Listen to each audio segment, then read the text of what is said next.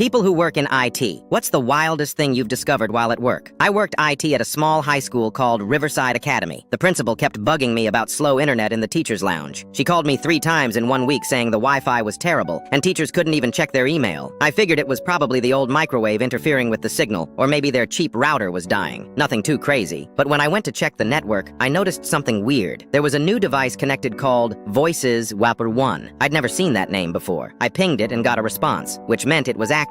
I tried to SSH into it but couldn't get access, so I fired up a network sniffer to see what kind of traffic it was sending. The packets weren't normal web traffic or file transfers. They were audio packets. Live audio streaming from somewhere inside the school building. My stomach dropped. Someone was broadcasting sound from inside our school, and I had no idea who or why. It took me 3 hours to trace the signal through our network. The trail led me to a maintenance area above the janitor's closet. I had to crawl through this tiny space with dust everywhere, following Ethernet cables. That's when I found it. Hidden behind some old insulation was a Wi-Fi camera disguised as a smoke detector. But this wasn't just recording video. It had a tiny directional microphone attached, pointing straight down at the hallway below. Someone had been listening to conversations in our school. I ripped it out immediately and started checking other areas. I found 4 more devices. One in the girls' locker room hidden behind a vent. Another in the staff meeting room taped under a table. Even one in the nurse's office stuck behind her computer monitor. I collected all the evidence and called the school board that same day. They started an investigation but told me not to say anything to anyone until they figured out who was responsible. A week later, our janitor, Kevin, quit out of nowhere. No 2 weeks' notice. Just left a typed note on the principal's desk saying he was moving out of state for family reasons. He cleaned out his closet and disappeared. Everyone assumed Kevin was the creep who planted the cameras. Case closed, right? Wrong. The next month, the Wi-Fi device came back online. This time it was called Voices 2, and it was broadcasting from somewhere outside the school property. I immediately set up a fake signal trap to trace the new location. The signal was coming from an apartment building across the street from our school. I called the police and they got a warrant that same day. When they raided apartment 3B, they found something that made my blood run cold. An entire wall covered with external hard drives. Dozens of them, all labeled with folders containing teacher names and student names going back 5 years. The man who lived there wasn't Kevin the janitor. His name was Paul Chen, and he was the contractor who had installed our fire alarm system 3 years ago. He'd used that access to plant cameras throughout the building. The police found thousands of hours of recorded conversations, teachers discussing personal problems, students talking about family issues, even private meetings between the principal and parents about disciplinary actions. Paul had been selling this information to divorce lawyers, private investigators, and anyone willing to pay for dirt on school staff and families. I had to testify in court about how I discovered the network intrusion. Paul got 15 years in prison. Kevin the janitor was completely innocent and came back to work the next semester. The school installed new security protocols and I got promoted to head of IT security.